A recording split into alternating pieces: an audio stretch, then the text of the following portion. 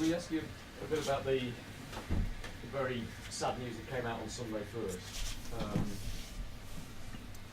I know you knew him very well. It must have hit you pretty hard as well as a lot of the lads. Yeah, there's been a lot of tributes to Gary, and rightly so. He was a smashing person. First and foremost, a great footballer in his own right. As a family man, obviously, I wouldn't know. I didn't know his wife. I didn't know his two children. Although he spoke very, very fondly of the boys and taking them away to games and everything. It's tragic. The football world has lost not just a good man, but a great football man as well. Apparently, this morning we've been told that 10 other professional players have sought help for depression or related issues since Gary Speed died. Is it a big issue? Do you see it a lot, Tony? Well, there's lots of pressure. It's a pressurised game. I spoke to a couple of people the other day, and that especially management is a very, very lonely job, especially when you're losing, and you have to be very, very strong as a character and as a person to get through difficult periods. As a player, I just enjoyed playing football. I was absolutely, every day that I woke up, I thought, I'd been blessed. So I can't speak for people who do get depressed for being a professional footballer. You'd have to speak to them on that one. But speaking as a player, never ever did I think that there was any pressure on me or anything like that.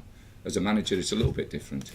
But if you're saying the players are doing it, then we've got a union, or the players' union is the strongest union in the world, or as strong a union as any union in the world.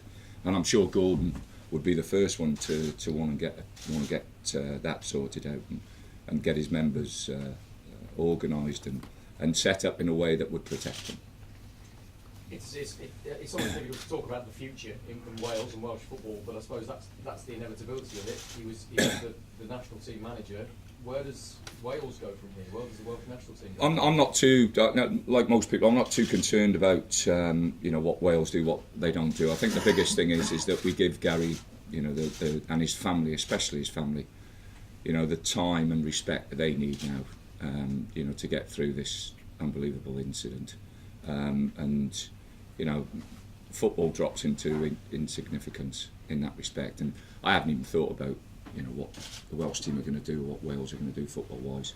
My only concerns are with Gary, and like I say, the family and the close friends he's left behind.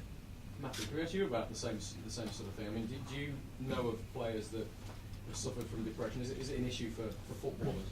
I'm sure it is an issue, but I wouldn't say it's any more an issue as what any other working person in the country has depression or problems.